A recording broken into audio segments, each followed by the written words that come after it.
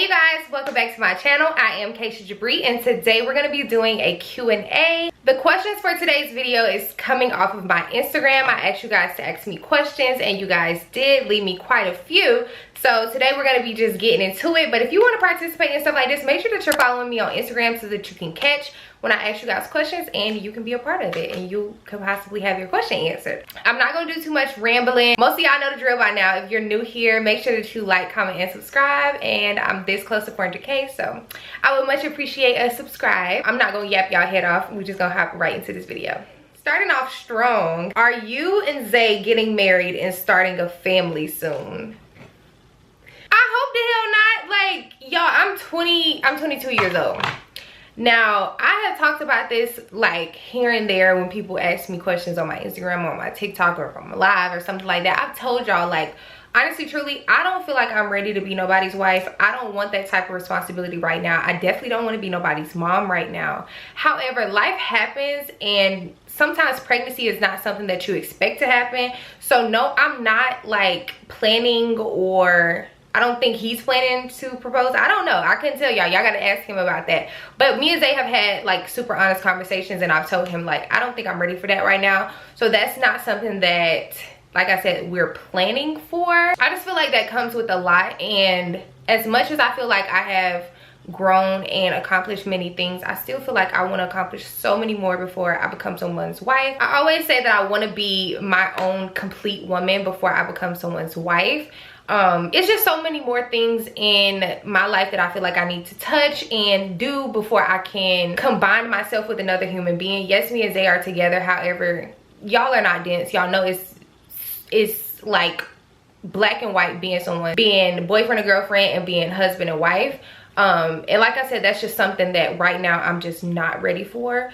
And yeah, that's just the God honest truth, y'all. And as far as being a mom, like, I like my naps. I like quiet time. I am not ready to be nobody's mom right now. Like, I just can't.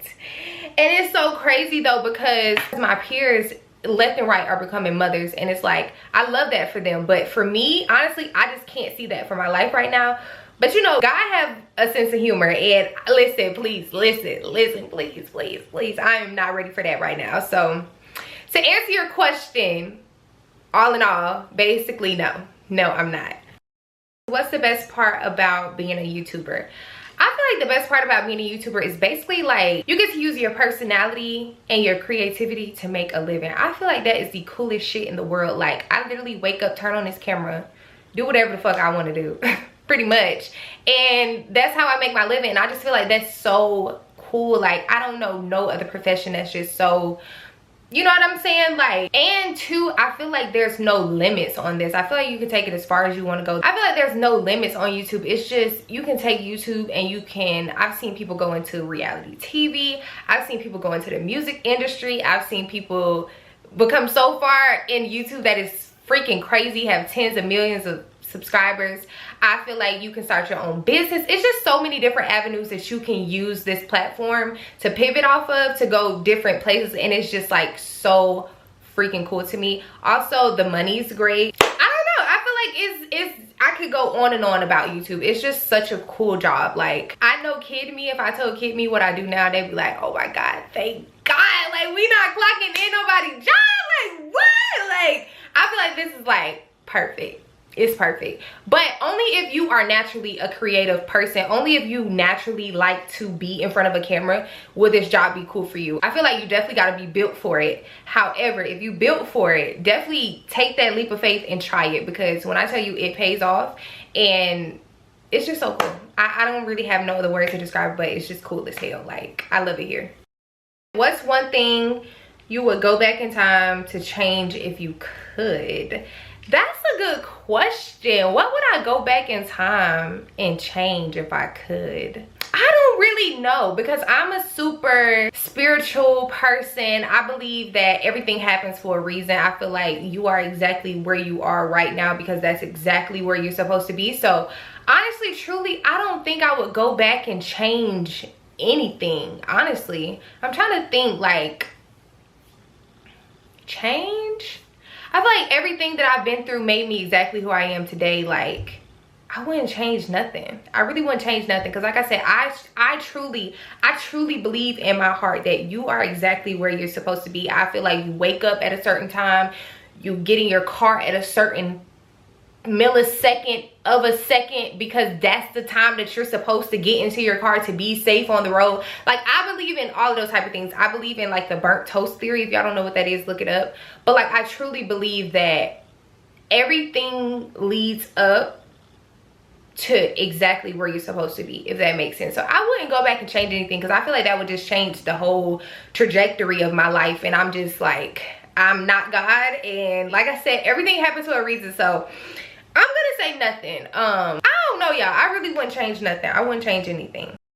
Someone asked, have you ever had a pregnancy scare? Absolutely, yes. I've had a pregnancy scare. 0 out of 10 recommend. Never would ever play like that again in my life. Very traumatic, very not fun, very listen, y'all, be safe, do the right things, because literally it feels like your life flashed before your eyes. I'm not even over exaggerating. That's how it felt for me. I felt like I was about to die. Like, even thinking about it, it just got my heart racing right now. Like, absolutely, yes, I've had a pregnancy scare, and it's not fun. It actually happened, my pregnancy scare happened 2021, I think. So yeah, and it's 2024, baby. Ask me if I had another one. No. Do you plan on still moving to Atlanta? Absolutely, yes. That is my goal. That is what I'm working towards right now. I really do love the space that I'm in. I love this house. I tell people all the time that if I could pick up this house and move to Atlanta, I literally would. So I feel like the hardest part is going to be trying to find something that can compare to where I'm at now. Of course, I know the price and everything like that is going to be a big jump. However, I feel like living in Atlanta, if you're in just media period, Atlanta is where you want to be. It's so much to do. It's so much to film. It's great networking opportunities. So I feel like it's a good investment, and I would love to be back in that space. I feel like now I would definitely take more advantage of it, more than when I did when I was there. Because honestly, y'all, when I lived in Atlanta, I was in a house 24/7. I didn't really go nowhere. I did have like a couple friends. We would like go out to dinner and stuff like that, but like as far as like networking and really like going to events and doing things, I really was not on that. So I feel like this time around I would get my money's worth. So the problem is trying to find something, very much something like what I have now. So fingers crossed, hope and pray when this lease is up, you guys, that I'm able to find something that I really love and I'm able to up and move, because if not, I'm staying my ass right here until I do. I just feel like once you have experienced a certain type of living, you don't really want to go back. You don't want to go backwards. So if I can't find something better or exactly like what I'm in now, it's a dub for me. So yes, that's something that I'm working towards. However, if the cards don't line up the way that I want them to line up, then it might get postponed, but only the future will tell. So we'll see once my lease is up in this next year what happens. Like I said, fingers crossed, pray for me that I find something so that we can move and we can have better, greater content. Just be back in the big city. I love Atlanta so much. I enjoyed it while I was there. I just love how it felt. I know for people who live in Atlanta, they probably feel like Atlanta is small, but for me, a real small town girl, like it just felt like the sky was the limit. So I really miss that feeling, and I miss being in the city and yada yada yada yada yada yada. Y'all get what I'm trying to say. I can't wait to be back, but let's just hope and pray that it all works out. Let it all work out, okay? The same person who asked what's the best part about being a YouTuber asked what's the most challenging parts. I would say you don't get sick days, you don't get mental health days, you don't get insurance, you don't get benefits, you don't get none of that. Everything is pretty much on you. Everything falls on your back, on your shoulders. I would say that's the most challenging part. Oh, and it's unpredictable. You don't know how much money you're gonna make every month. There's no set salary, there's no set amount that you're gonna make. It all depends on you and how hard you go and what the algorithm is looking like, and if the algorithm likes you this month. It's just a toss-up. But I feel like that's with anything as far as being an entrepreneur. Entrepreneur in general is just like the scariest shit ever, because you're gonna have those months where you can have those months where you're gonna make $20,000, and then you'll have the months where you make $200. But it's just that's just how the dice roll. And it's like, you just gotta keep going and hope for the best. But I do feel like it's super rewarding. I'm not mad at it being unpredictable sometimes, because I feel like it definitely balances out to where it's like, okay, that makes sense. At the end of the year, you'd have made triple what you would have at a 9 to 5. So it's like, I feel like the good outweigh the bad. It's definitely the times where I be like, damn, like I wish I had health insurance, or like what else come with jobs? It's a lot of stuff, like dental insurance, all of that stuff gotta come out of pocket. But like I said, I feel like it all works itself out. But yeah, I would just say how unpredictable it is probably the most challenging part. And when life gets to lifing, it ain't shit you can do about it. You just kind of gotta roll with the punches. But I feel like that's any job. So hey, everything got its pros and cons. But like I said, with YouTube, I feel like it definitely evens out. I definitely feel like the good outweighs the bad. So y'all keep asking about Zay. Y'all, Zay is here. Zay is here. Zay ain't going nowhere. He just don't really like being on camera no more. Like, actually, y'all, he's offered to do a vlogmas video with me, so I'm definitely gonna take him up on that offer. But as far as like social media, he's just not into social media no more. Like, he don't really post pictures on Instagram. He had his own YouTube channel. He don't post on his channel no more. But like, y'all, he's still here. I'll let y'all know if he wasn't here, but he here. He just don't be in front of the camera. So, and if y'all watch my vlog, y'all would see him, hear him. He's here, I promise y'all. He ain't went nowhere, and if he did, y'all would know. Someone asked me about my experience with Lexa Pro. So if you guys don't know, I am on Lexa Pro. Lexa Pro is a antidepressant, if I'm not mistaken. I take it to help my anxiety. I really like it. The only downsides of Lexa Pro and things that I've noticed, well, 3 things that I've noticed personally with me. Number 1, my appetite has increased, so I'm hungry a lot more than what I was beforehand, and which I don't really know if that has something to do with the medicine or the fact that I don't have as much anxiety no more. Because if you know how it is with anxiety, you don't be really wanting to eat. So I don't really know if my appetite increased because I'm better now, or if it's the medicine. But I have heard other people also say that their appetite increased. So we're just gonna say that Lexa Pro increases your appetite. Number 2, when I forget to take it, I get like really dizzy and nauseous. That's how I know when it's been like a couple of days. Because I'm not like super like on it now. I will take it like, I probably take my Lexa Pro like every 2 days or every 3 days. I haven't really been taking it every day for a while, but I know when it's been too long, because I do get like dizzy and like I start to feel sick and like nauseous. And then number 3, I feel like number 3 with antidepressants in general, how can I say this? It makes it hard to climax. That's what I'm gonna say. It doesn't make it impossible, but it does make it harder than what it was before. I don't know how to explain it. I really can't go into detail. It's YouTube, but y'all can read in between the lines. It just makes it a little bit hard sometimes. But those are like the 3 things that I've noticed about Lexa Pro. But then like the good part of Lexa Pro is literally since I started taking Lexa Pro, I have not had 1 panic attack. I still feel like I have anxiety, but like a healthy amount of anxiety. It's not like overtaking my life, or it's not like making me not want to go places or talk to people. It's definitely more manageable now. I feel like overall I'm a happier person. I'm not sad all the time. Oh, another thing is it takes a lot for me to cry. I used to be like a super emotional person. I mean, I'm a Cancer. If y'all into zodiacs and y'all know about zodiacs, like we're just naturally super emotional people, and so like every little thing would make me cry. But now that I'm on Lexa Pro, it's definitely, it takes a lot for me to cry actually. Like I actually sometimes have to try to cry, which for me, it's a breath of fresh air being someone who cried all the time.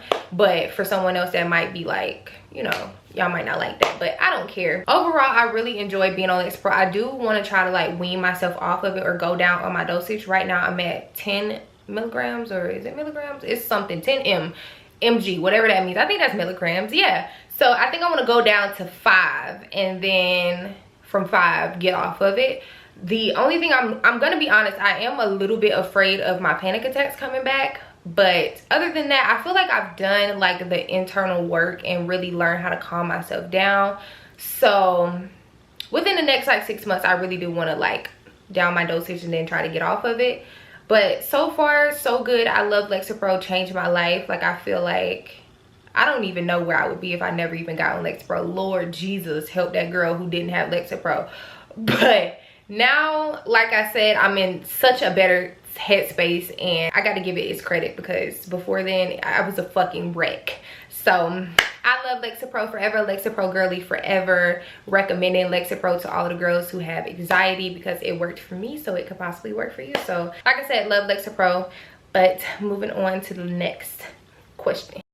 Do you still enjoy doing YouTube? I actually do enjoy it. I feel like I have fell back in love with doing YouTube during Vlogmas, because I feel like for a long time I kind of just been doing like sponsored content, and like I would spot like a hair video here or a makeup video here, but like having to content create every day is kind of giving me like an adrenaline rush, and I've been enjoying it a lot and just jumping back into my creativity and editing, and I still enjoy it, even though I've been doing this since I was 14 and now I'm 22, so that's what, 8 years. I still feel like I enjoy it a lot. Do I feel like the atmosphere of YouTube has changed? Absolutely. I feel like YouTube used to be a lot more easygoing, free-flowing, do whatever you want. Now you kind of gotta have like some type of, what am I trying to say, some type of strategy. You gotta have some type of aesthetic. You gotta have something like that, whereas back then you kind of just cut on the camera and be yourself, and you know what I'm saying, clean your room or do some dumb shit and you was in there. But I still feel like overall I still enjoy YouTube. I still love content creating. It really does make me happy. I couldn't see myself too much doing anything else outside of this. So to answer your question, yes, I still enjoy YouTube a lot, like a lot. So I feel like that's a blessing. That's really a blessing. I have had my seasons though where I don't want to say I don't even think that YouTube was the problem. I think I just had like other mental shit going on. I definitely have had seasons where I've not been super into YouTube, but I don't think it had anything to do with YouTube itself. I think I just had my own things going on. I don't think I've ever too much stopped liking content creation. I just have fell back from it in certain periods of my life when I have too much going on. But yeah, I still love it here. 10 out of 10. Like I told y'all, best job ever. What's the hardest part about being in a long-lasting relationship? Good question. I personally feel like the hardest part, I can't really speak on like a long-term relationship starting in adulthood, but me and Zay started dating when we were kids. So I would say the hardest part about still being in a relationship with someone that you got in a relationship with when you were a child is growing together, because the things that kept y'all together when y'all were kids and the things that's gonna keep y'all together when y'all are adults is like completely different. I feel like the bar was in hell as a kid. All you pretty much had to do was be cute, could text, you're a good fucking texter, and shit, that was pretty much all you had to do back then. But of course now I feel like once you grow up, you start to have different values, and just figuring those things out with your partner can be extremely hard, because you realize how differently you guys grew up and how differently you guys look at things in life. And it's like that shit can either make or break the relationship. And luckily for me and Zay, we have been able to grow together. But that does not mean that it has not been hard and it has not been challenging. Figuring out life together is just, it's like such a crazy experience, because it's like, bruh, I remember a couple years ago, the shit that we cared about and thought about and the stuff that we have to care about and think about now, it's like night and day. You know what I mean? Like, I feel like just sticking together and being a good partner to each other and being each other's friend, it has really gotten me and Zay a long way, because me and Zay have had such a good friendship even before we started dating. We always kind of like go back to that. So like even the days where it's like, get out my face, like that's still my best friend, you know? And we've been able to figure out life together. Of course, we don't have it all figured out, and some days we both be looking at each other like, what the fuck is going on? But I feel like it feels good to have somebody on your side. And yeah, it's definitely not easy, but I feel like if you love somebody enough and you have patience enough to grow with them, then it could work out for the better. And luckily for my relationship and for me and Zay, it has definitely been a ride, but we're still in it. So why did you title your video I Fell Off?